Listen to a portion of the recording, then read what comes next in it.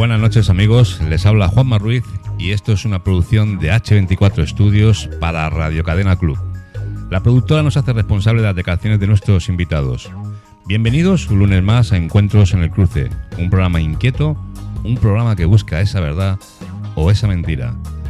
En directo desde una ubicación secreta. Puedes seguirnos en la web www.radiocadenaclub.com. También puedes seguirnos en redes sociales, en Instagram y Facebook, Encuentros en el Cruce. Podéis comentar, sugerir, criticar, lo que queráis amigos. Estamos aquí para eso. Y si no podéis escucharnos en directo, podéis descargar el podcast desde nuestra web y disfrutar del programa emitido. Arrancamos amigos.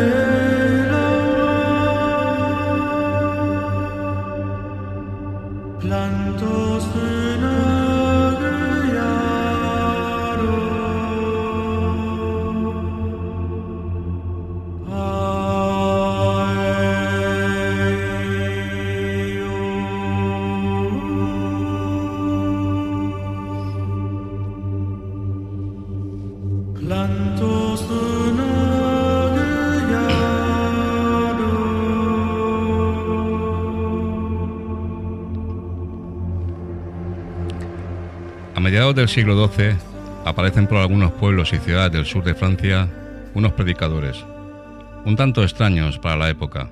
Vestidos con túnicas negras, se hacían llamar perfectos y practicaban un culto cristiano. Tenían una vida austera, eran vegetarianos y tenían sus propios empleos. Predicaban en lengua romance, a diferencia que los otros curas que lo hacían en latín.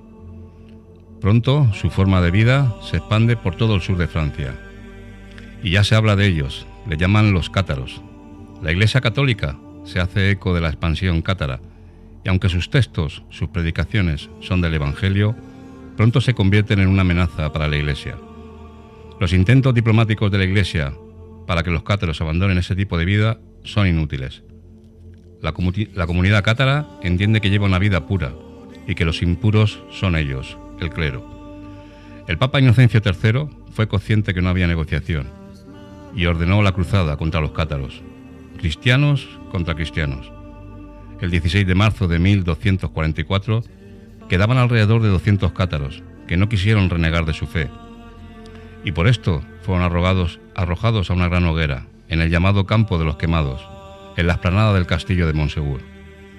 Y para hablar de estos cristianos aniquilados por herejía, nos visita Andrés González, colaborador de Encuentros en el Cruce, y además es comisario para la edición y exposición de la obra de Antonio Galera Gracia, que junto con el sello editorial Tempus Templi Ediciones nos adentra en la profundidad de la vida cátara, una edición limitada del libro Cátaros, desde su amanecer a su ocaso.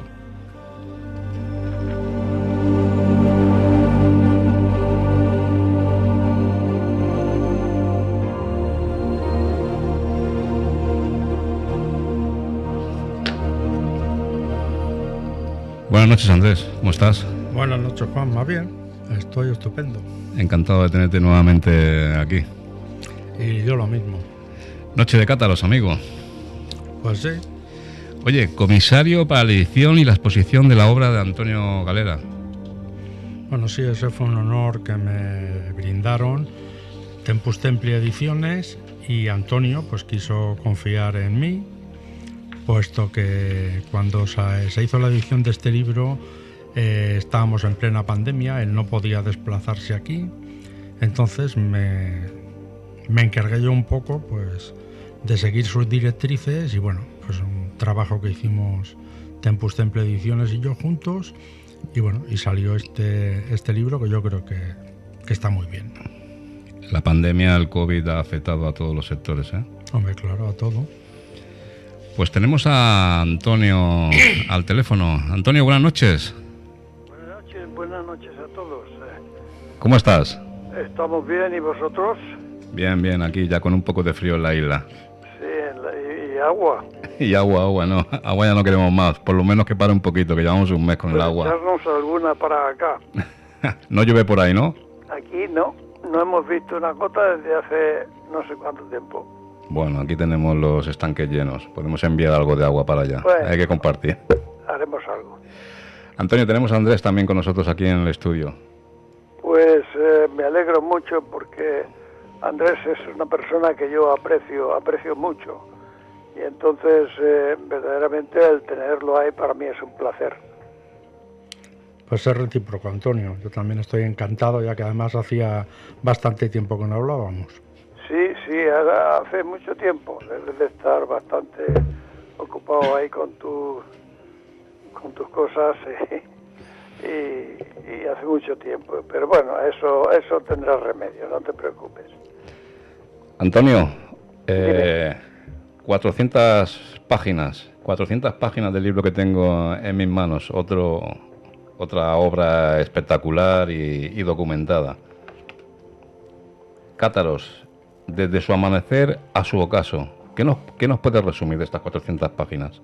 Pues resumir sí, pero en fin, ya lo que es dar a conocer, no, porque si no comprarían el libro y yo necesito que lo compren. Vamos a ver, lo que yo he querido hacer en este libro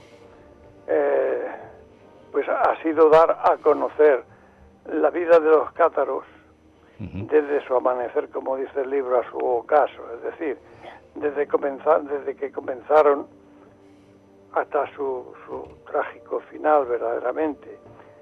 Pero no fueron pocos los que quedaron, ni tampoco pocos los que vivieron.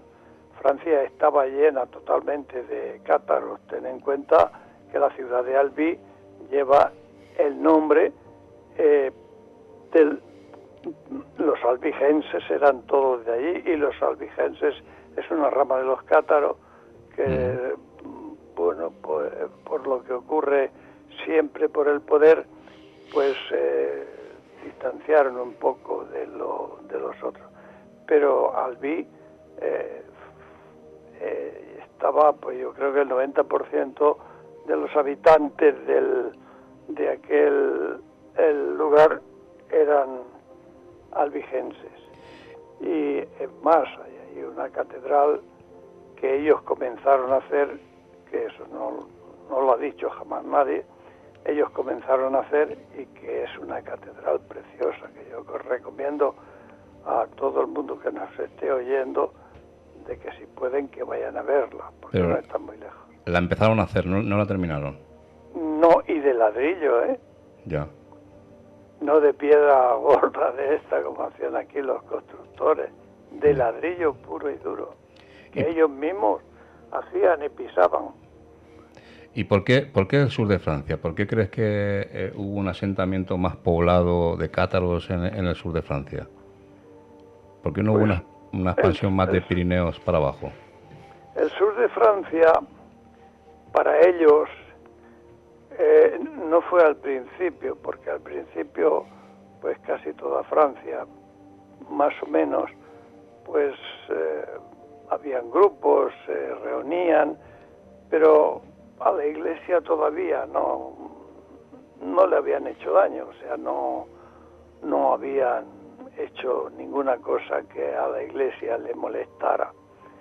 Y ellos, pues, pero cuando ya la Iglesia, cuando ellos comenzaron ya a predicar, cosa que no debieron de hacer nunca, cuando ellos comenzaron a predicar, que lo hicieron como tú muy bien has dicho, en el idioma de los...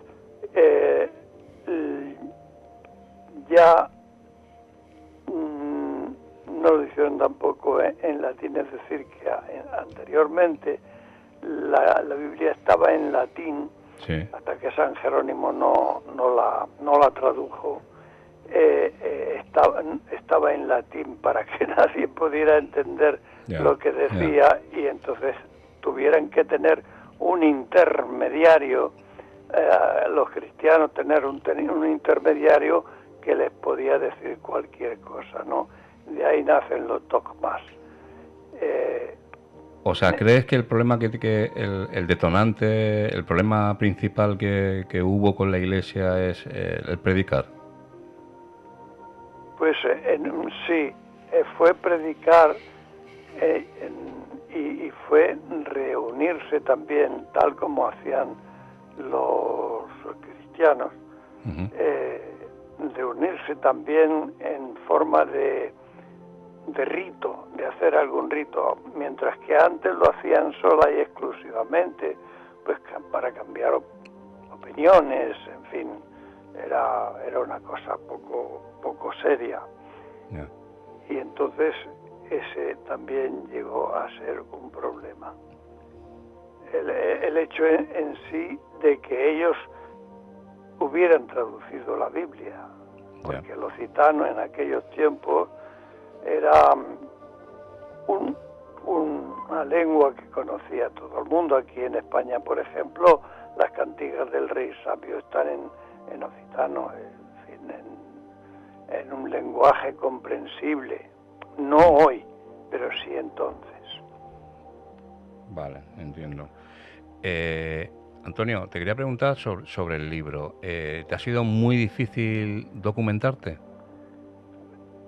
Para mí siempre es difícil documentarme, porque yo, a pesar de estar ya tanto tiempo, muchísimo tiempo naturalmente, muchos de vosotros no habríais nacido, cuando yo comencé a coleccionar fotocopias de documentos, no documentos como algunos creen. Entonces, pues tuve que a pesar de tener hoy cientos y cientos de documentos, que gracias a un amigo mío que es profesor en la Universidad de aquí de Murcia y además de informática, lo tengo todo ya, todo muy bien puesto, circo, en CDs. Digitalizado. Sí, digitalizado. Entonces ahora me manejo mucho mejor que antes. Pero a pesar de todo eso, siempre que escribo algún libro, como este, por ejemplo, que fue algo especial, pues me falta algo y entonces tuve que ir una vez, otra más, porque ya había ido 5 antes, y esta fue la sexta, al Vaticano Secreto, y porque me hacían falta unos documentos. Menos mal que ya conozco allí algunas personas y ya no me cuesta tanto trabajo como antes, ¿no? Y realmente, pues aquí están todos los documentos. Es decir, en este libro, como en todos los que yo hago, que me cuesta mucho trabajo y mucho tiempo, a veces años, escribirlo, pues lo que digo, además de eso, va corroborado por escritos, por documentos, y luego lo mejor que tiene de todo, para mí entender, y quienes lo han leído, así me lo han dicho, me han escrito diciéndolo, es la carta que un sacerdote le escribe al demonio, que está escrita por su mano y letra, y yo la tengo en el libro. Sí. En el libro cualquiera la puede ver, escribiendo, o sea, vendiéndole su alma al diablo. Y entonces el diablo le contesta, que también está aquí la carta, con siete firmas de sus acólitos, los demonios menores, en la cual acepta y le da los privilegios. En fin, no voy a desvelar más, pero en fin, eso es una cosa preciosa y nunca vista. ¿Es uno de los libros que más te haya costado a nivel documentación? No. Hay otro libro fueron 5 ejemplares que yo hice para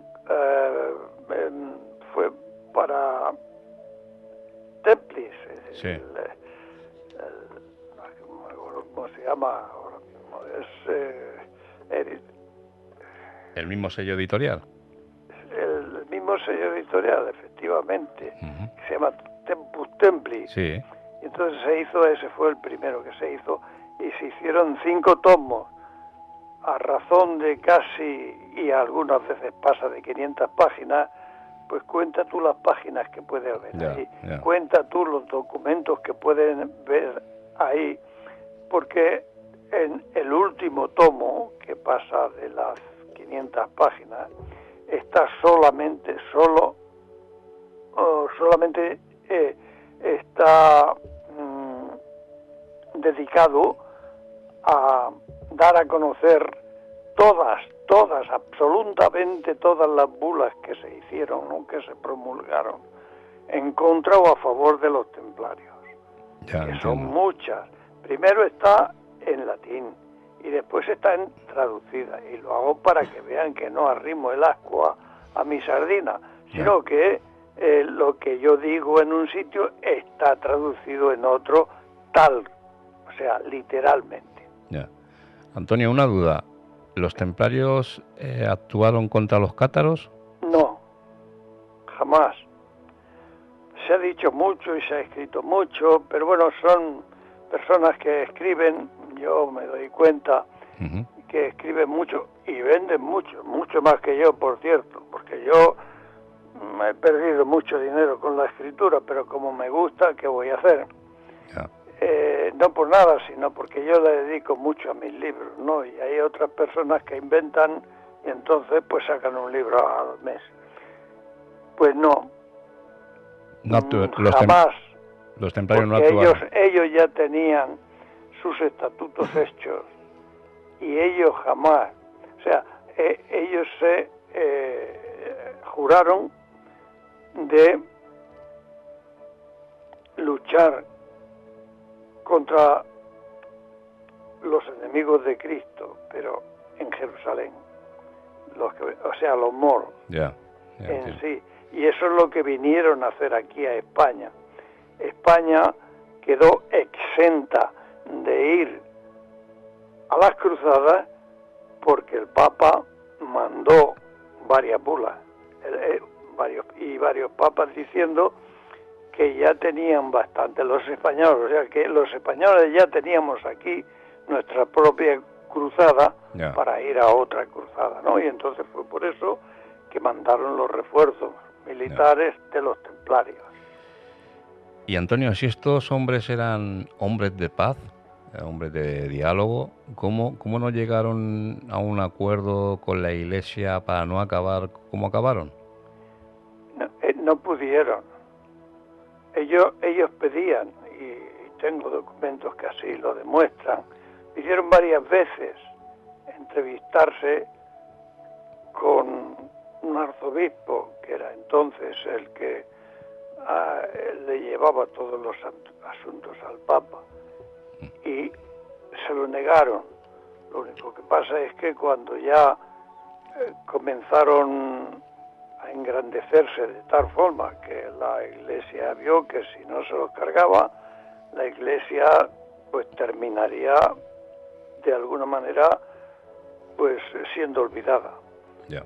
Entonces no tuvieron más remedio que echar mano de sus tropas, pero de las tropas reales. Los templarios siempre se negaron a luchar contra otras personas que eran cristianas o de una rama cristiana. Jamás lucharon contra cristianos, aunque fuesen de otra rama. Nunca lo hicieron. Y cartas tengo de eso aquí. Aquí tengo una, por ejemplo, que le escriben a Jaime II y le dicen que ellos no luchan contra cristianos. Y Jaime II tomó un disgusto enorme y después, cuando ya los acusan y todo eso, se tomó la revancha. O sea que está documentado que los templarios no actuaron contra ellos. Al contrario, cuando ya comenzaron a quemarlos por todos sitios, entonces ya los que quedaban ya cogieron los carros y la familia y comenzaron a venirse hacia España, por la parte de Barcelona, de lo que es la frontera francesa, ¿no? Y entonces llegaron porque vinieron muchísimo. Yo creo que pasaron de los 4 o 5 mil cátaros o familias, cuidado.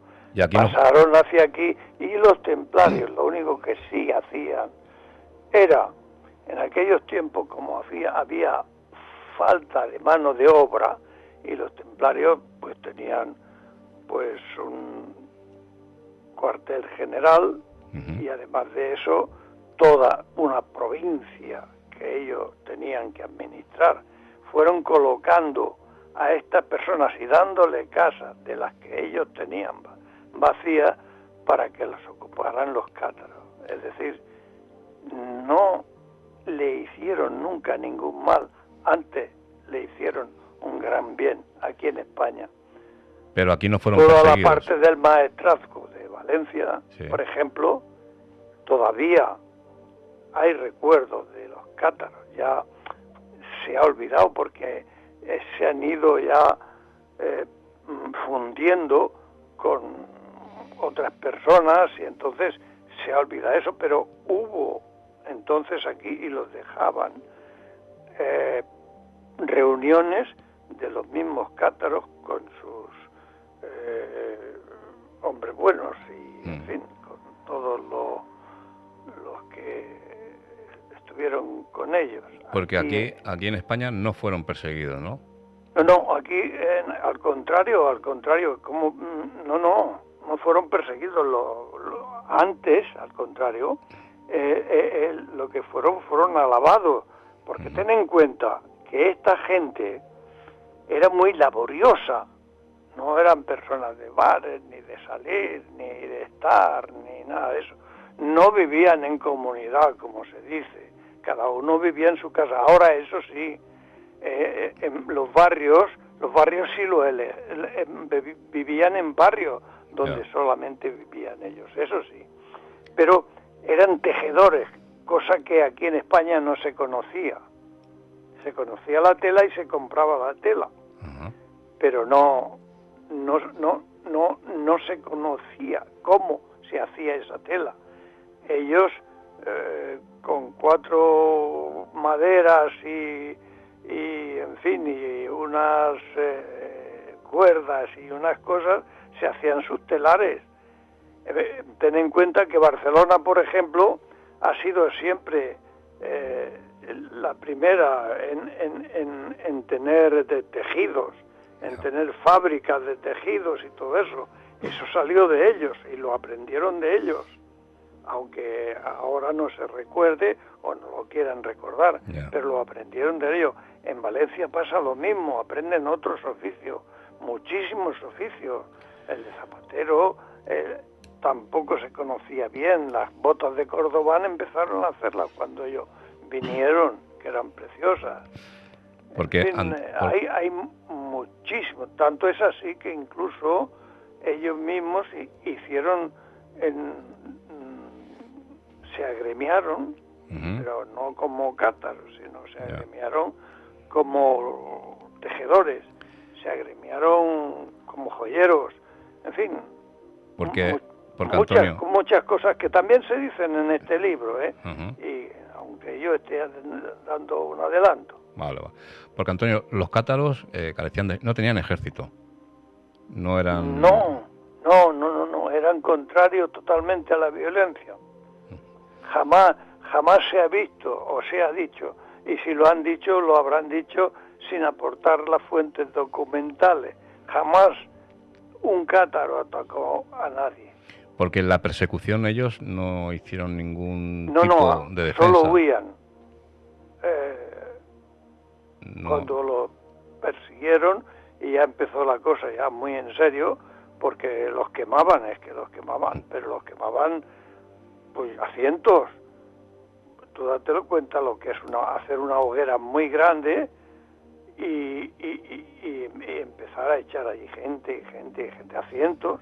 Qué olor, en fin, no lo sé. que aquello tuvo que ser terrible. Sí. Y realmente no es que yo tampoco esté alabando, ni mucho menos, a los cátaros, ni nada de eso, pero es como si ahora dijéramos pues que los protestantes tenemos que perseguirlos, una cosa igual. Los protestantes hacen lo que tienen que hacer y nosotros hacemos lo que tenemos que hacer. Si los cátaros viviesen todavía o los hubieran dejado vivir y medrar y crecer en su religión, pues serían una rama más de lo que es el cristianismo, como nosotros somos una rama de lo que es el judaísmo. Ya, entiendo. En cualquier caso, bueno, es un poco complicado, ¿no? Pensar que, aunque no tuviesen ejército, no tuviesen ningún tipo de defensa, ya que los aniquilaban, aunque fuesen por sus familiares. Por eso los aniquilaban. No tenían. Fíjate que lo único que ocurrió fue que el conde de Tolosa los defendió con su un ejército que no se podía enfrentar a las tropas del rey, ni mucho menos, pero los defendió y de hecho pues vivieron con él en Tolosa, vivieron con él muchísimo tiempo, pues amparado por las murallas que ellos tenían. Vivieron mucho tiempo, tanto es así que ellos no eran, los cátaros no eran de personas de llevar cruces, de tener, si tenían un sitio donde reunirse, nunca le llamaron iglesia, pero vamos a suponer que tuvieran un sitio para reunirse, no tuvieron imágenes, no tenían nada. Ellos creían en Dios solamente, pero lo que era una imagen, un Cristo crucificado, una Virgen y todo eso, para ellos eso era idolatría, porque eso era madera, o era cartón, o era piedra, o era solamente un vestido. Pero también hay información de que los cátaros de alguna forma veían al clero como algo corrupto, que también por ahí entraban en discrepancias con ellos. En eso sí, porque naturalmente lo que siempre ocurre con las religiones, no solamente con las religiones, sino con nosotros mismos. Cada uno de nosotros que creemos tener la razón ante el otro, que cuando discutimos con alguien, pues lo hacemos una y otra vez. Yo, ya por ser tan mayor quizá, pues yo cuando una persona le digo, pues mira, esto es así o lo otro tal, y me empiezan a decir que no, hombre, que sí, que tal, y me empiezan que no, y ya digo, pues mira, pues creo que tiene razón, y yo acabo con la conversación, precisamente por eso. O sea, que eso es lo que ocurre entre lo que son las ramas religiosas, que todos ellos quieren ser o demostrar que son los elegidos. Ya. Antonio, ¿ya ha quedado a día de hoy algún legado cátaro? ¿Algo tangible? ¿Algo que hay algunos pueblecitos que no han sido todavía, me estoy refiriendo a la parte de Valencia, de lo que es Tortosa para arriba, que sí, que han quedado cosas,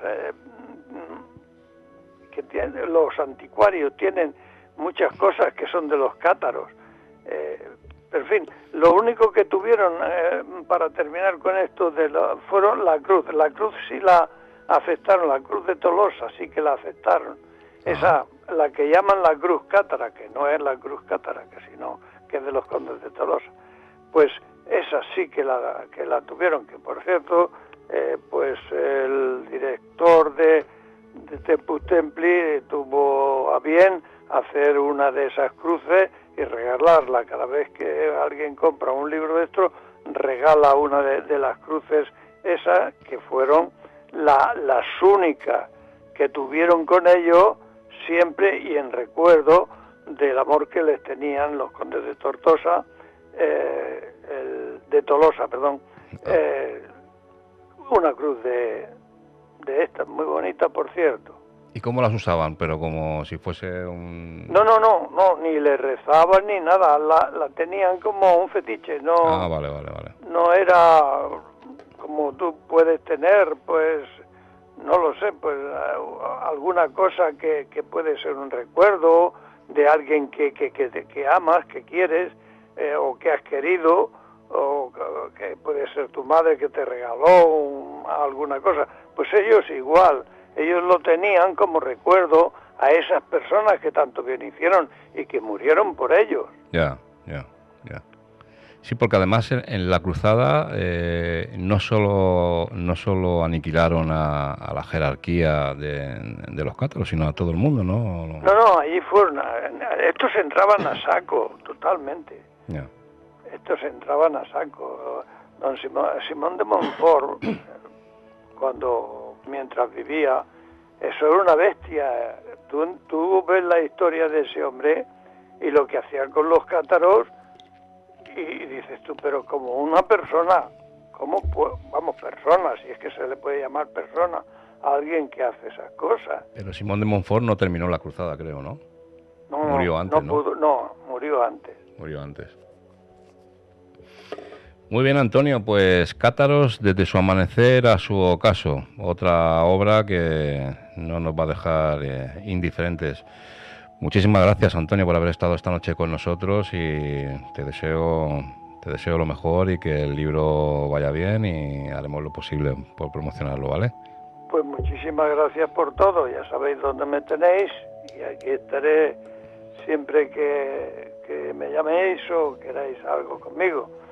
Vuelvo a daros los recuerdos a todos los que estéis ahí, no sé quiénes seréis, pero en fin, a ti, Jama, y también a nuestro amigo Andrés, que come muy bien, ¿sabes? Andrés come bien. Hombre, Andrés come como nadie, ya te hablará. Muy bien, Antonio, pues muchas gracias y nada, estamos en contacto, ¿vale? Gracias a vosotros. Vale, buenas noches, Antonio. Ya buenas noches. hasta la próxima entonces.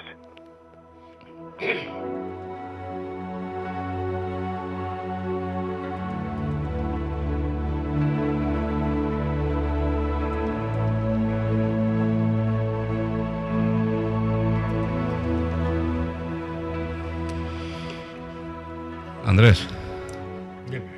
un fenómeno, Antonio, ¿eh? Es una fuente de sabiduría. Pero sin ninguna duda, ¿eh? No, que va, es un Hay que reconocer que sus libros documentados 100% siempre, ¿eh? Sí, esa es una de las grandes diferencias que tiene con otros escritores. Pero bueno, quien lea sus libros, pues lo puede ver. Tienes razón, porque es verdad, mucho tiempo en documentarse, mucho tiempo en escribir, y claro, luego te llega alguien con un libro un poco fantasioso y éxito en ventas, y claro, a veces es frustrante. A ver, lo que tiene la lectura de Antonio es que, puede ser que no tenga toda la información, porque prácticamente es imposible, pero sí que es verdad que todo lo que él escribe lo tiene documentado. Entonces, eso es importante. Pues a mí me gustaría saber tu particular visión sobre los cátaros. Bueno, ¿Qué quiere decir cátaro? A ver, Cátaro tiene realmente dos interpretaciones. La más conocida, que es Perfectos, que era a lo que aspiraban ellos. Pero luego hay otra que viene de un monje alemán, que es un juego de palabras alemanas que quiere decir algo así como adoradores de los gatos. Eso se lo decía de forma despectiva, porque cat es gato, y bueno, era una de las formas, digamos, de degradarlos, diciendo que hacían ceremonias obscenas con los gatos, en fin, historias que se inventaban. La más extendida, pues es la de Perfectos. Los cátaros son los perfectos, que a ellos mismos pues se denominaban así. Era su meta. Los hombres buenos y... Bueno, hombres buenos también se les llamaba. Ellos no era lo que más les gustaba. Cátaros tampoco les hacía demasiada ilusión que les llamaran. Cátaro al final entonces se lo pone el mismo pueblo. Bueno, sí. Es una forma... Básicamente la Iglesia, es la que los llama en un principio como un poco como burla, pero realmente no lo era. O sea, ellos tenían dos categorías únicamente dentro del catarismo, que eran los perfectos, que eran los que llegaban a ese nivel, y luego estaban los creyentes, que bueno, estaban a un nivel más bajo. Un perfecto que, para que nos entiendan los oyentes, un perfecto que era como El perfecto era la persona que alcanzaba la perfección. Ellos tenían una doctrina gnóstica, por tanto tenían una visión diferente de lo que es Dios. Para los gnósticos siempre ha habido dos dioses: el Dios espiritual, que es el que, digamos, es el Dios supremo, y luego un segundo semidios o dios de menos categoría, demiurgos les llamaban algunos, que eran los que habían creado el mundo, todo lo material, incluso a los hombres, pero lo que era el Dios espiritual estaba por encima. Los cátaros, para alcanzar la perfección, ellos creían en la reencarnación. Era una de las diferencias básicas que tenían con la Iglesia Católica. Y ellos lo que pensaban es que alcanzando la perfección, o sea, cuando ya eran perfectos, pues al morir ya no se volverían a reencarnar. Irían a reunirse con ese Dios supremo, espiritual, que no el demiurgo, el Dios que lo había creado. Por eso ellos despreciaban mucho lo material. Porque estaba creado por un Dios que no es al que ellos aspiraban. Ellos aspiraban al Dios espiritual. Eso lo dicen bastantes religiones, no solo el catarismo. ¿Y cómo alcanzaba una persona? ¿Cómo podía ser un perfecto? ¿Podía ser cualquiera de ellos? O... Bueno, era una evolución que tenían que pasar una serie de ceremonias, una serie de, no pruebas, sino tenían que llegar a unos niveles, y luego solían hacer una ceremonia que se solía hacer en cuevas. Desconozco, como la mayoría de la gente, el tipo de ritual que se hacía, pero el significado era como que entraba el hombre, que era un creyente, y moría y renacía al salir de la cueva. Eso también se da en muchas religiones y en muchas creencias. Y ya renacía como perfecto. Cuando ya era un perfecto, llevaba otro tipo de vida. Los perfectos no eran los que trabajaban en los telares y todo esto. Esos eran los creyentes. Había una jerarquía. Sí, pero basada en esos dos niveles. Ajá. Luego estaba la gente de la calle, de los pueblos donde vivían ellos, que digamos les tenían un respeto, pero lo más que se llegaba era hacerle como 3 reverencias cuando se cruzaban con un perfecto, una genuflexión, y ahí acababa. Los que eran creyentes ya era otra historia. El perfecto era el que vestía con ropajes. El que vestía así, llevaban túnicas o negras o azul oscuro, muy oscuro, y por lo que yo tengo entendido iban descalzos. ¿Y esta comunidad aparece así de un día para otro? No, eso es bastante complejo. Y yo lo que Porque todo el mundo siempre habla al final del sur de Francia.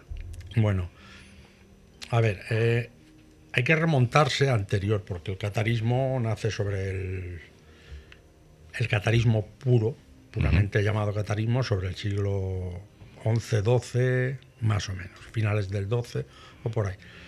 Pero ellos, los primeros que llegan a lo que es Europa, aunque se extienden por otros sitios, son los maniqueos. Los maniqueos vienen de la zona de Babilonia y de por ahí. Sobre el siglo III más o menos hay un personaje que es Mani, y sus seguidores por eso son maniqueos, que tiene esta doctrina de origen gnóstico. Entonces ellos tienen unas creencias. Yo los dibujos que he visto, las representaciones de Mani, la verdad que es muy parecido a Jesús. Eran cristianos, pero entendían el cristianismo de una forma diferente. Y como son anteriores al Concilio de Nicea, que fue en el siglo IV, en el 300, creo que en el 325 o así, pues en aquella época había muchos obispos y había unos tenían una creencia, otros tenían otra. La divinidad de Jesucristo no la entendían todos igual. En fin, había sus discrepancias. De ese concilio salió la Iglesia Católica, digamos moderna, porque hasta ese momento pues eran cristianos. Ya. Pero luego, y entonces de ahí los maniqueos no es que sean expulsados de la zona, pero empiezan a, digamos que a moverse. Hay parte de maniqueos que van hacia China, están en Egipto, y luego vienen por la parte del norte de Europa, Italia, y llegan hasta el norte de Europa, la zona de Bulgaria y por ahí. Pero estamos hablando, pues eso, del siglo IV, más o menos. O sea que el catarismo, bueno, el catarismo actual, el catarismo que leemos, realmente es una fe, pero ya venía... Es una doctrina. Es una doctrina que venía heredada de otras. Sí. Ellos, digamos que beben mucha enseñanza de ahí, porque los otros son muy anteriores.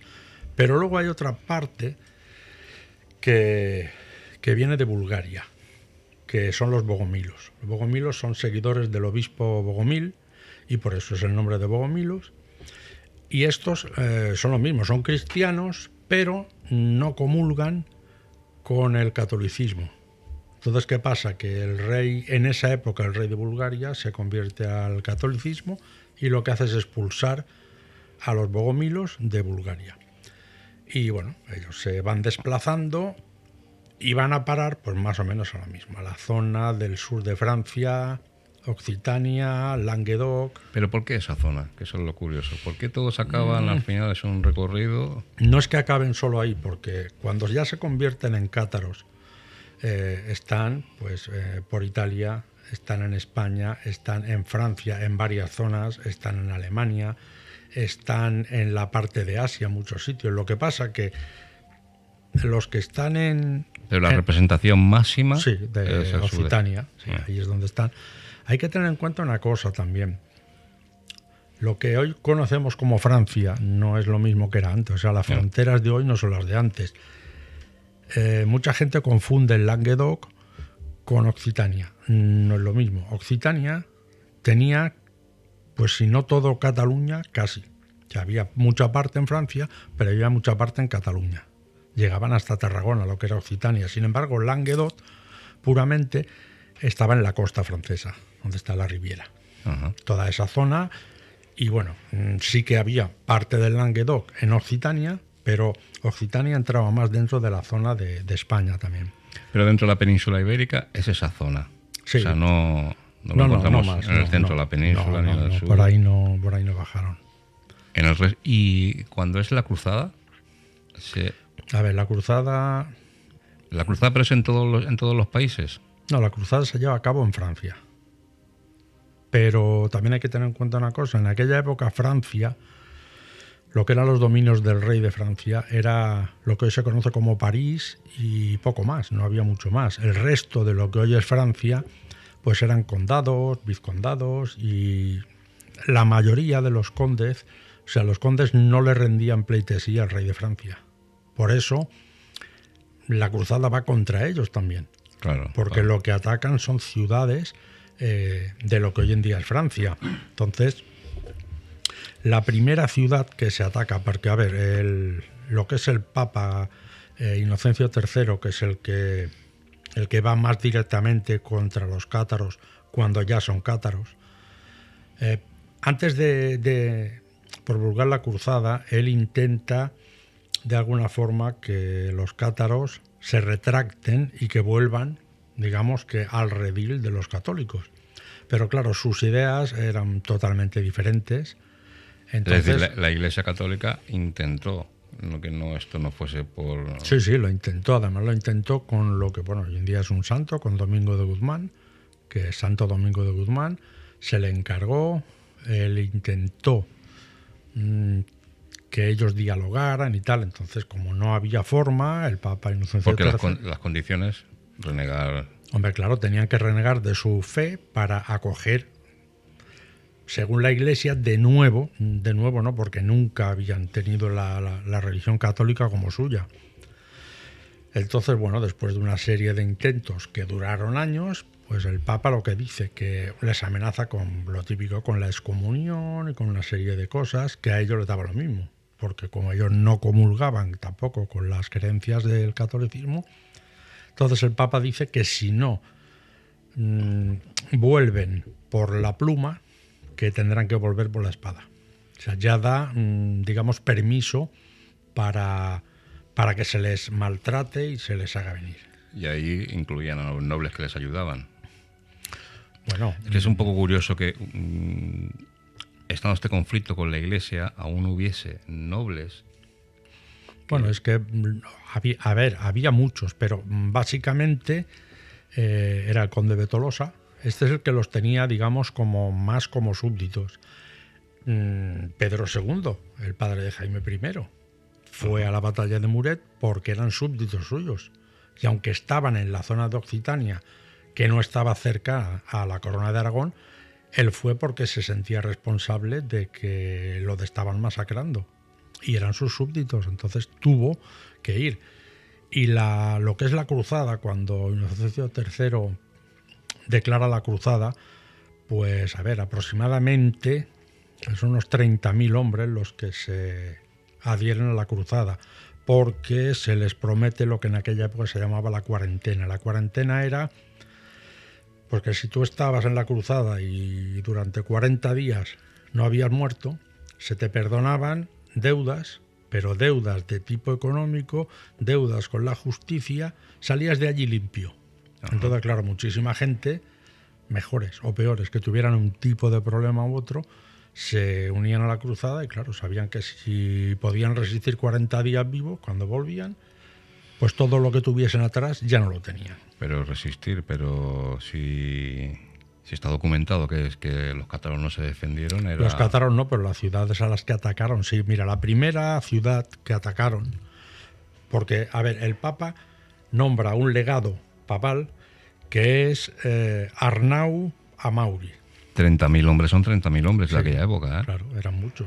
No creo que hubiese ciudades con... No, lo que pasa es que hubo una serie, llamémosle, de traiciones. Ellos lo que hacían en aquella época era sitiar. Las ciudades estaban la mayoría fortificadas.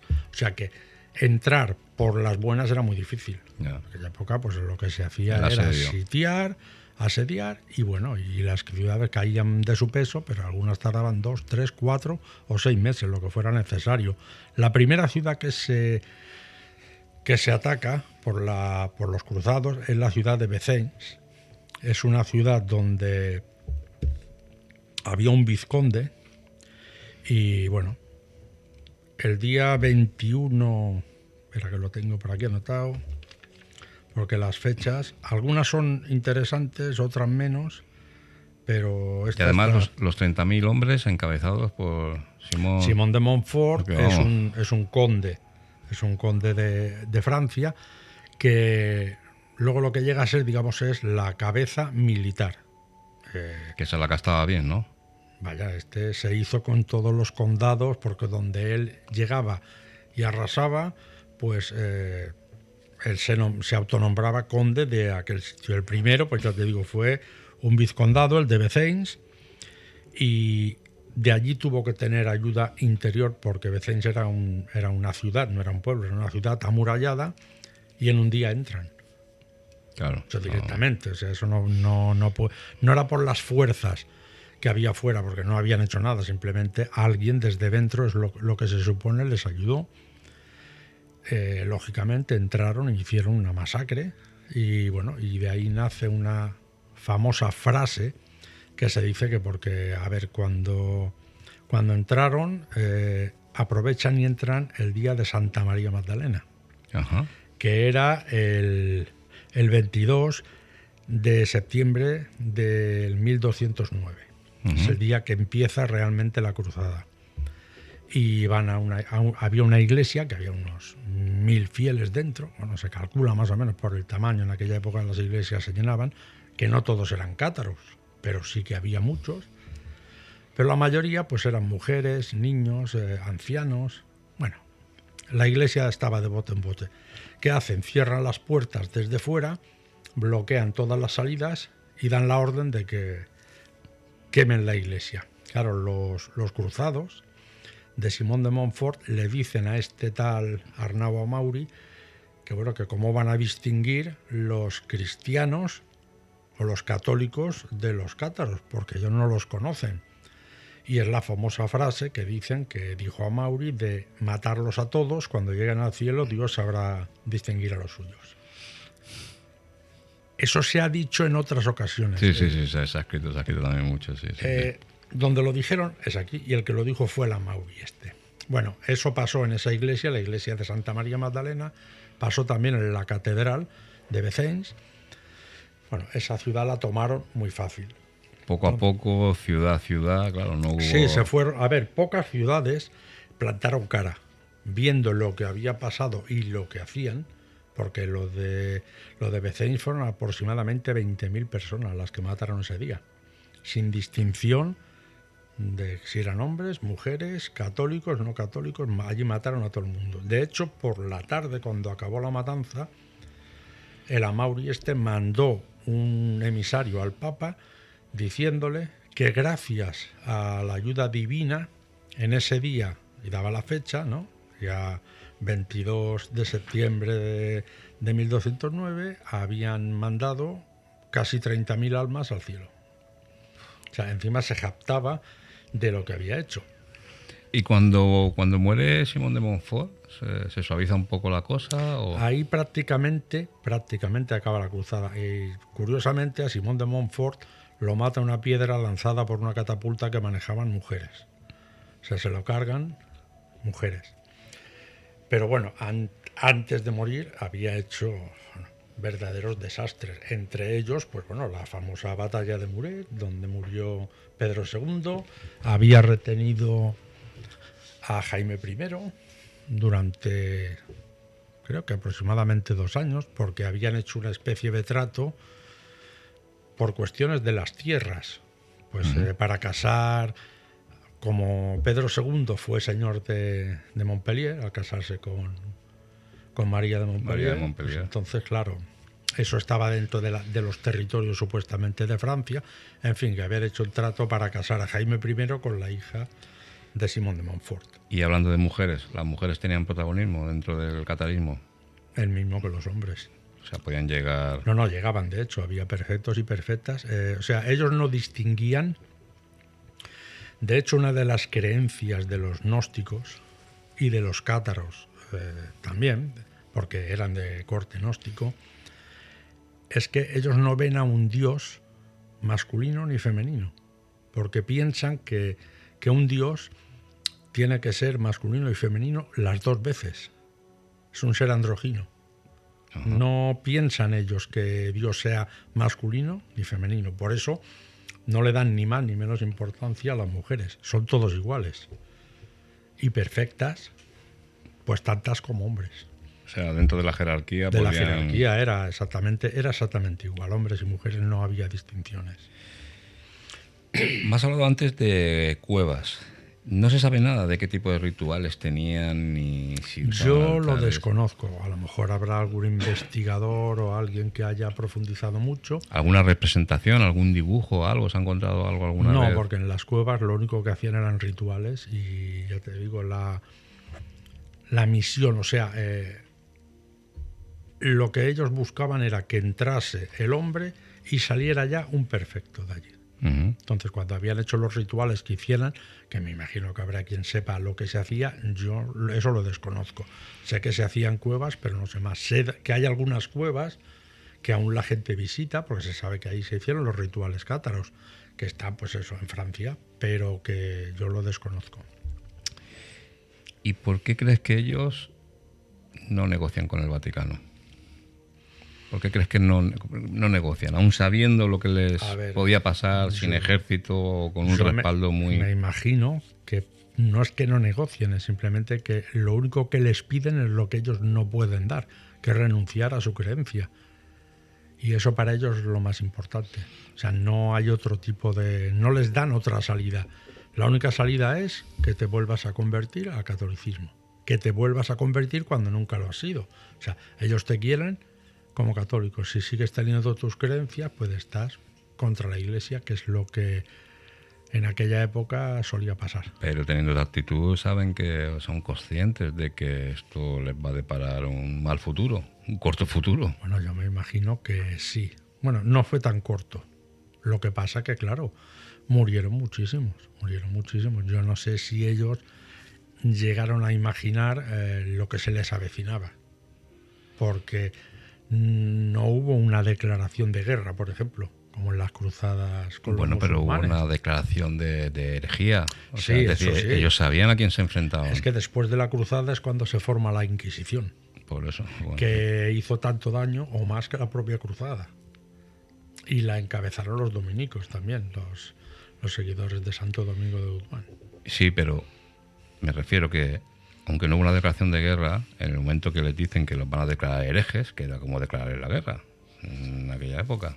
Bueno, sí, bueno, pero es que para ellos no eran herejes. Ellos no se sentían herejes, porque lo que la Iglesia Católica les decía, o sea, que los iba a declarar herejes, que los iba a excomulgar. Bueno, pues que si ellos no comulgaban y herejían, no podían, no contemplaban ellos como herejía cuando no procesaban la misma doctrina que los católicos. Entonces, no sé, para ellos no era herejía. A mí esta actitud me sigue sorprendiendo, y más cuando leo, he leído alguna cosa sobre Montsegur, bastante, y la forma en la que relatan algunos autores cómo bajaron de la colina del castillo para ser quemados. Hombre, no deja de ser un poco fantasiosa. Bajaron cantando. Bueno, pero es que eso se ha visto en varias, no solo con los cátaros. Es lo mismo, se puede comparar a los mártires cristianos de la primera época. Pero sin embargo creo que en Montsegur hubo negociación, ¿no? O sea, ¿hubo un asedio?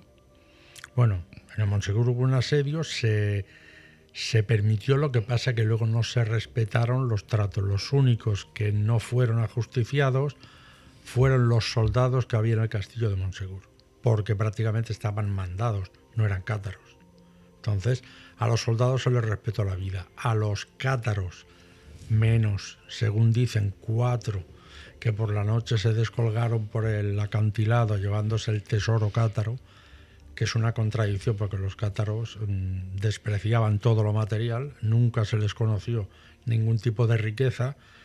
Y bueno, quien haya visto, tú lo has visto, ese acantilado, que yo calculo que debe tener entre 200 y 300 metros de caída prácticamente vertical, pues bueno, hay que ser alpinista para bajar por ahí. Y si encima vas cargado, como dicen, con un tesoro físico... ¿Qué crees que hay de cierto? Porque se ha escrito mucho sobre eso, ¿eh? Yo no discuto que descendieran 4 perfectos y se llevasen su tesoro con ellos, pero posiblemente porque veían cuál iba a ser el final, yo pienso que podía ser más un tesoro espiritual que un tesoro físico.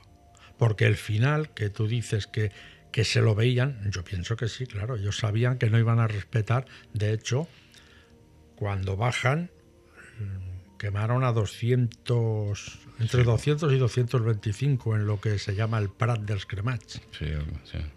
Allí, que la gente piensa que el Montsegur fue el último reducto cátaro. No es verdad, no fue el último.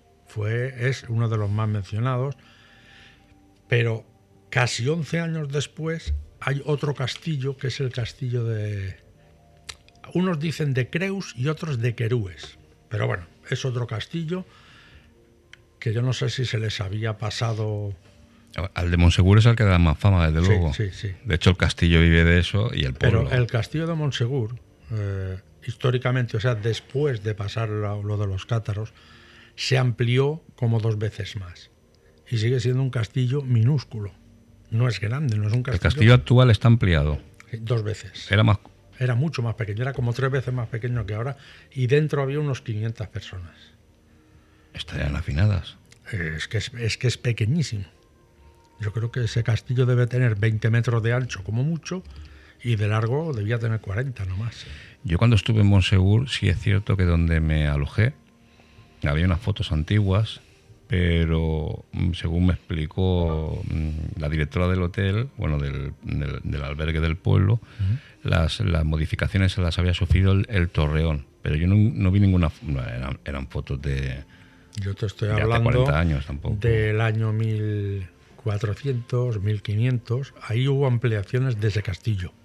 Pues cuesta entender que haya tanta gente ahí, ¿eh? Sí, sí, porque con las dimensiones que tiene hoy en día ya sería complicado. Sí.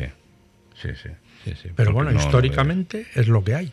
Bueno, a no ser que por los alrededores, por la parte que no es el acantilado, ahí pudiese vivir alguien, allí, Bueno, en aquella época pues sí que había gente que vivía cercana, muy cercana, pegada a los muros de los castillos, pero que cuando había algún problema se refugiaban dentro. O sea que Ya. todo el tiempo que estuvieron sitiados, sí que estuvieron dentro del castillo. Y sí que había una guarnición, pero era una guarnición de soldados que estaban pagados por los condes. No, pero ellos no se defendieron porque es que no se defendían, es que eran pacifistas. Bueno, allí salir de noche y bajar por esas paredes... Yo lo veo muy difícil. Muy difícil, Pero bueno, muy difícil. A ver, es lo que dicen, yo no puedo certificar que no sea, por tanto, pues hay que decirlo. Y ya cada uno, si quieren buscar información sobre el castillo, pues ya verán el acantilado y que se hagan una idea, porque las puertas de Pelargón todavía no estaban inventadas. Hubo un nazi, Otto Rahn, Sí. que se dedicaba a este tipo de búsquedas y estaba empeñado que el Grial estaba ahí. Sí, pero el Grial... Y según no. decía la documentación que tenía era que realmente no llegaron a bajar. Lo escondieron en algún hueco o algo y lo estuvo buscando ahí. Bueno, si entendemos el Grial como el cáliz de la última cena, que yo no creo que ese sea el Grial, pues bueno, no sé, los nazis tuvieron muchas quimeras con todo lo que tenía que ver, todo lo que era griálico. También Hitler, Himmler, también estuvieron buscando por Montserrat. Estuvieron allí un tiempo buscando, no sé exactamente qué es lo que buscaban, pero eran gente que yo no sé si habían leído muchos libros de caballerías o de historias, porque la verdad que yo pienso que buscaban cosas que las buscaban solo ellos, y además gastaban una cantidad de dinero para hacer esas expediciones bestiales. Al final el Otto Rahn supuestamente murió congelado en los Alpes. Sí, murió congelado. Pero también dicen que se lo cargó las SS. Eso Ya. es otra de las versiones. Ahora vaya usted a saber. ¿Tú qué piensas? ¿Los templarios participaron en la cruzada o no? Que va, de ninguna manera. Se les encomendó a ellos la primera y denegaron totalmente, porque ellos, su regla se lo prohibía totalmente. Y aunque para la Iglesia Católica los cátaros eran herejes, los cátaros eran cristianos. Y eran tan cristianos como lo eran los templarios. Y los templarios, yo nunca los he considerado católicos, los he considerado siempre cristianos, seguidores de Cristo, no de la Iglesia Católica. Pero dice la regla, pero los templarios se saltaban la regla. Tenían... Pero en ese aspecto nunca. Bueno, una cosa era la cruzada contra el Islam, que ellos en un principio, todos los que conocemos la historia, sabemos que no entendían por qué matar no estaba penado. O sea, ellos sabían que matar no era bueno. Tuvieron que convencerlos. En esto tomó parte San Bernardo, de convencerlos de que si mataban a un infiel, pues no era un asesinato. Bueno, ellos se autoconvencieron de eso, pero en este otro caso sabían que eran cristianos. De hecho, lo que ha dicho Antonio es verdad. Todo el maestrazgo está sembrado de pueblecitos.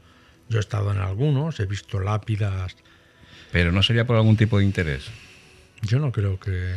Yo personalmente no le veo el interés. La regla del temple creo que también les prohibía tener niños. O custodiar niños. Bueno, teóricamente sí. Pues tuvieron a Jaime I. Bueno, pero a Jaime I lo tuvieron por orden del Papa. Bueno. Pero no lo... A ver... La cruzada la ordenó un Papa. Habían tenido antes de Jaime I, meses antes, tenían al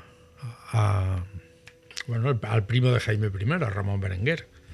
Porque cuando llegaron a Jaime I al castillo de Monzón, Ramón Berenguer ya estaba allí. Ten en cuenta que era una época ya donde lo que era la cruzada de Tierra Santa estaba ya al final de todo. En la península ibérica, a ver, es un poco diferente la historia del temple de aquí a la de allí. Aquí básicamente se dedicaban a recaudar fondos para mandar para allá, que hacía falta muchísimo dinero. Allí había muchísimos caballeros, hacían falta caballos, hacían falta armas, hacían falta muchas cosas. Allí no trabajaba nadie. Pero la intervención anterior de Antonio, él nos decía que se los lleva para la zona del maestrazgo. Bueno, que los protegen y que... A ver, cuando... No puede haber que hubo un posible interés de decir, bueno, evidentemente son cristianos, están mal que luchemos contra ellos, pero bueno, esta gente tiene unos oficios que a nosotros en un momento dado nos puede interesar. Bueno, todos sabemos que el temple sacaba de donde podía, pero sí que es verdad que este último reducto del castillo de Creus, allí había sobre unas 200 y pico de personas. Estos, como no plantaron caras, la cruzada ya había terminado, fue 11 años después de lo de Montsegur, que de ahí sí que no salió ninguno vivo. Pues entonces estos... 11 años después de la cruzada. Sí, 11 años después de la toma de Montsegur. Pero que estaban escondidos allí. No estaban escondidos, estaban allí. Pues te digo que yo no sé si es que se les pasó o qué. Sería a lo mejor buscar un poco la historia del castillo de Querús o Creus, que es que no tengo muy claro porque he leído las dos cosas. ¿Pero qué pasó? ¿Qué pasó luego en el castillo?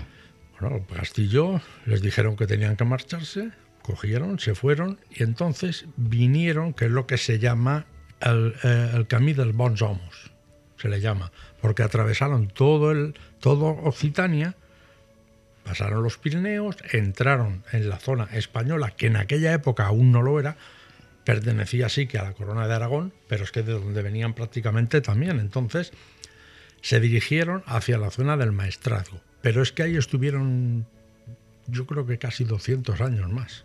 De hecho, el camino de los buenos hombres. El camino de los buenos hombres, sí. Y el último perfecto cátaro, yo no sé el nombre, o sea, no recuerdo ahora el nombre, pero sí he leído la historia, hizo ese camino al revés. Era un perfecto cátaro del Maestrazgo, y cuando se dirigía hacia las tierras de Occitania, lo traicionó a algún amigo suyo y ya no llegó a entrar ni en Francia. Se lo mataron antes. Era como un camino de peregrinaje. Bueno, le llaman el camino dels Bons Homos porque es la ruta que ellos hicieron, que no es nada fácil. Atravesaron los Pirineos por sitios muy chungos. Pero bueno, vinieron... ¿Y se hace en la actualidad? Existe el camino, la ruta existe, pero es complicada. En invierno, por ejemplo, no se puede hacer. Pues ten en cuenta que es una ruta que debe tener como 2.000 kilómetros. Más o menos, porque vienen desde arriba, bueno, 2.000 no, quizá me pasa un poco. Pero vamos, muy complicada porque no es una línea recta. Tienes que subir montañas, bajarlas, a pasar por pasos complicados, que en invierno son... Y ellos lo hicieron en esa época. Y yo no sé exactamente la gente, pero yo calculo que son unos... Entre familias a lo mejor habría 1.200, 1.500 familias. Pero claro, habría familias de 3, de 4 personas, otras de menos, pero vamos, mucha gente, ¿eh? Hay una cosa curiosa, porque es verdad que ellos se dedicaban a muchos oficios, pero construcción... O sea, ellos no construían nada.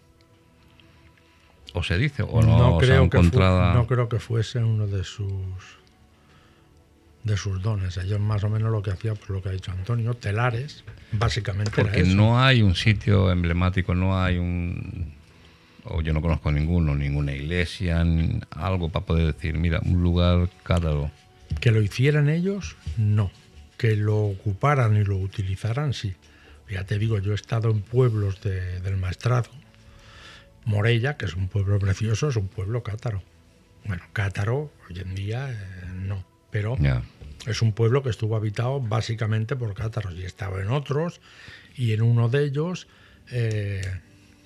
pues bueno, en un parque había unas lápidas, pero no son lápidas exactamente, son aproximadamente de unos 90 centímetros, 80 de alto, y es redonda en la parte de arriba y luego lleva un pie que va de menor a mayor. Y me dijeron los vecinos que no, que venían de un cementerio. Puede ser como lo que hay en la explanada de Monsegur. Lo mismo. Ese tipo de estela. Sí, exactamente. Pero con cruces, algunas cruces paté como las templarias. Porque lo que ha dicho Antonio, la cruz que se llama la cruz cátara, es la cruz del conde de Tolosa, es la cruz de los condes de Tolosa. Y la cruzada que llamaron albiguense también tiene dos lecturas, según muchos historiadores, porque Albi puede venir del pueblo de Albi, la ciudad de Albi, o de albino, blanco, puro, que era lo que se refería a ellos. Le dan las dos lecturas, yo ahí no sé con cuál quedarme, porque realmente Tolosa era el centro. O sea, que en Carcassonne es donde estaba la concentración de los cátaros. No, Albi había, pero no era el sitio más grande, no es donde había más cátaros. Era en Tolosa, que es donde estaba pues, el conde, bueno, diferentes condes que ha habido de Tolosa. Y cuando acaba la cruzada, estos grupos que ya dices que estaban por Persia, o alguno me ha dicho que por China, por Japón. Sí, pero esos eran los maniqueos. Pero estos grupos también terminan. A ver, hasta el siglo X en China existe el maniqueísmo. Luego, pues como la religión de China no tiene que ver con el cristianismo, pues esa religión desaparece, o sea, los maniqueos desaparecen. Pero claro, ten en cuenta que te estoy hablando de cuando el cristianismo, o sea, Mani era un seguidor de Cristo, pero hasta el año 325 en el Concilio de Nicea no se instaura lo que es el catolicismo.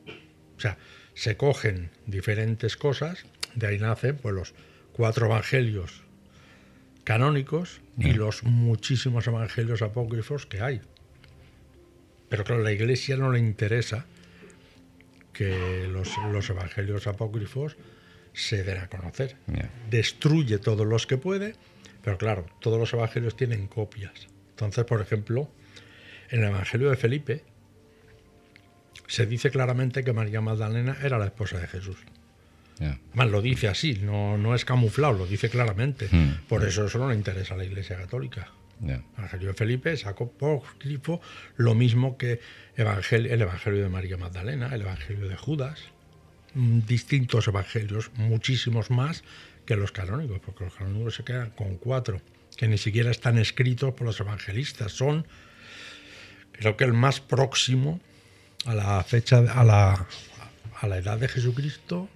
O sea, cuando muere Jesús, creo que el más próximo son los 65 años.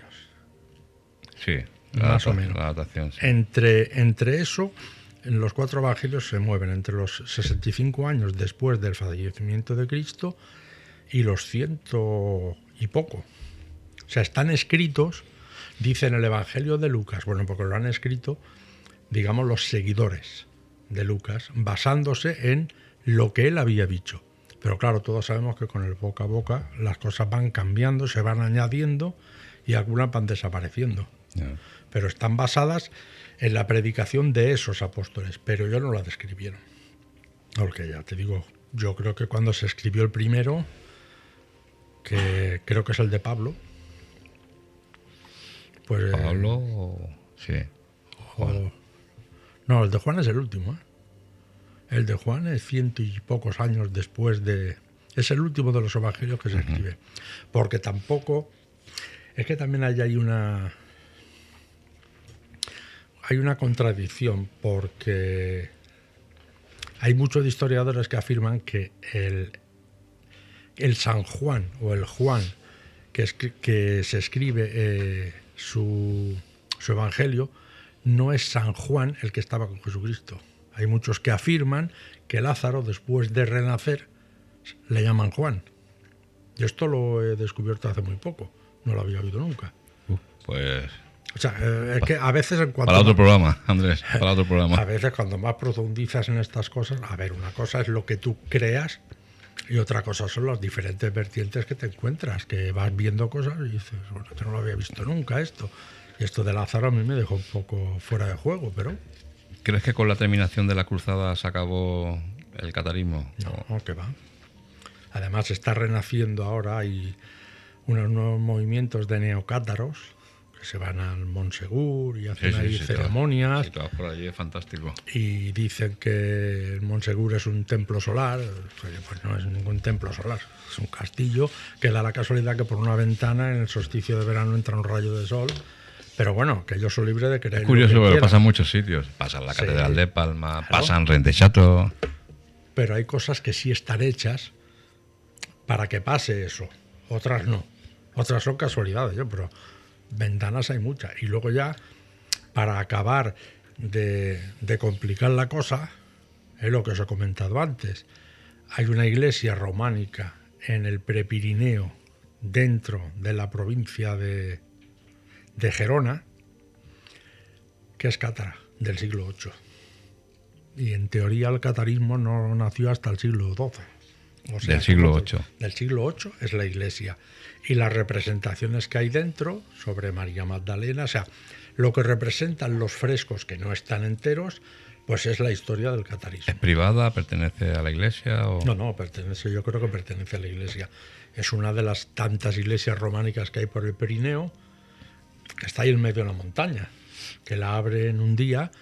Ya, ese es el problema.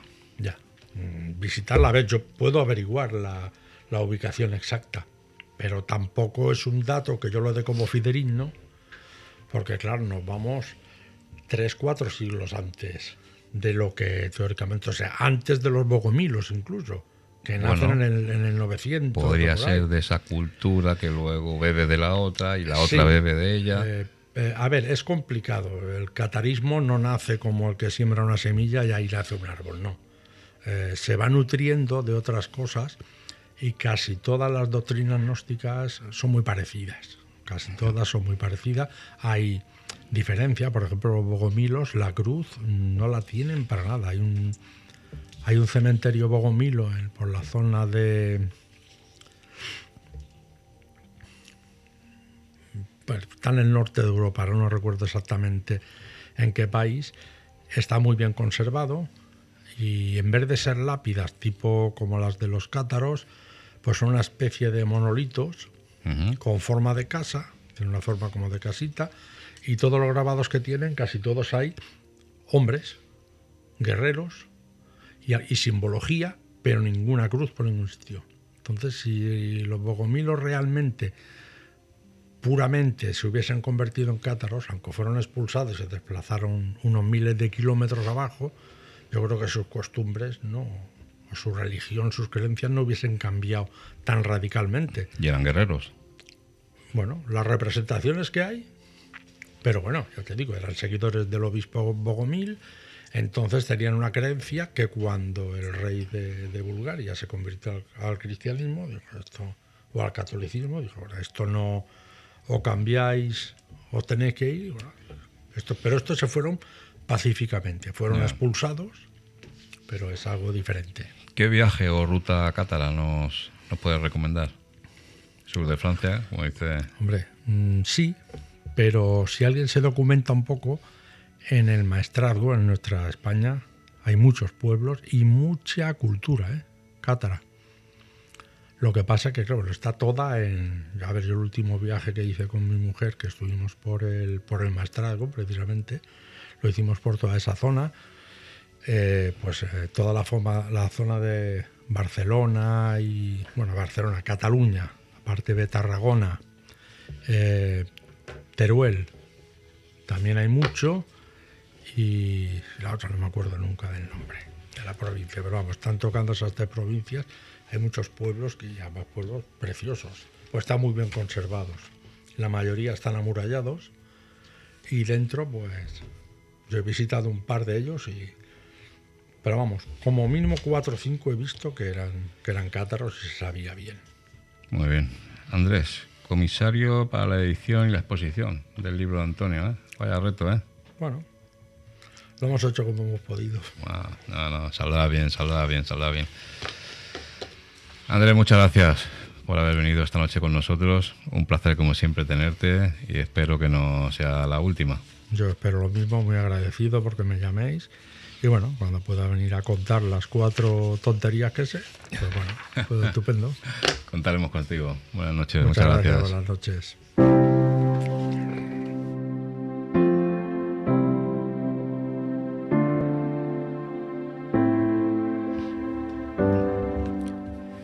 Esta semana pasada una noticia nos hacía retroceder en el tiempo, recordando viejos miedos. Una nueva variante del COVID, llamada Omicron, llegaba desde Sudáfrica y amenaza a toda Europa. Los contagios están al alza. Cierto es que gracias a la vacunación, esta posible nueva ola no será tan mortal y tendrá menos colapso para los hospitales. Ahora las dudas surgen en otras cuestiones. Pasaporte COVID sí, pasaporte COVID no. ¿Qué pasa con los no vacunados? ¿Se les puede obligar de alguna forma? ¿Qué pasa con los niños? ¿Hay que vacunarlos? ¿Sí? ¿No? Muchas preguntas que siguen sin respuestas concretas. Políticamente, desde los inicios de la pandemia, no hemos aprendido nada. Los políticos españoles están en sus cosas. Los vuelos con Sudáfrica se cerrarán el martes, o sea, mañana, porque la variante debió llamarles para decirles que antes no viajaría. Cuando la cosa se complique, ya nos dirán algo, que como ciudadanos cumpliremos, porque si algo es cierto, es que los españoles hemos cumplido con todas las medidas que nos pusieron. Somos un país con casi el 80% de vacunados. Somos un ejemplo para el resto de los países, que están muy lejos de nuestros números. Y cuando nos digan algo, lo cumpliremos, como hemos hecho hasta la fecha, aunque tengamos que mirar un mapa de España, porque depende de la comunidad autónoma donde vivas, tendrán medidas diferentes. Lo que sí podemos hacer por nuestra cuenta es cuidarnos. Ya sabemos qué hacer para evitar lo máximo posible contagiarnos, pues hagámoslo, sin que un político se ilumine un día. Hagamos lo posible por recuperar la vida que tanto decimos añorar. Casi toda la comunidad científica pensaba que esto se terminaría con la vacuna, con la doble pauta. Pues mucho me temo que esto no terminará ni con la tercera dosis. Amigos, nos vemos en 7 días. Todos los lunes y a las 22 horas. Encuentros en el Cruce con Juanma Ruiz. Desde Radio Cadena Club. Sigue las huellas del misterio. Encuentros en el Cruce.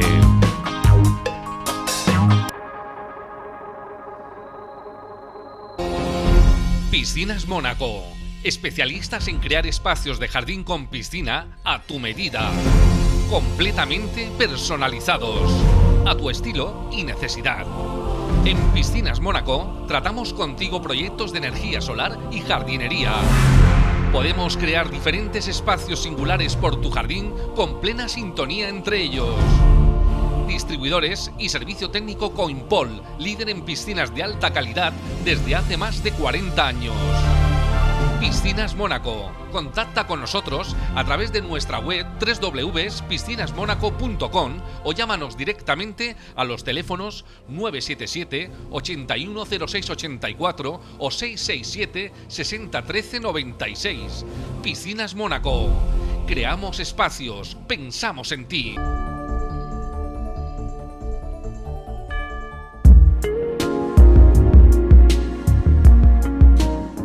Hola, soy Manolo Moreno y te recuerdo que todos los jueves y a las 22 horas tenemos una cita con X+1. Desde H24 Estudios para Radio Cadena Club. Recuerda, todos los jueves y a las 22 horas X+1 con Manolo Moreno. Te esperamos.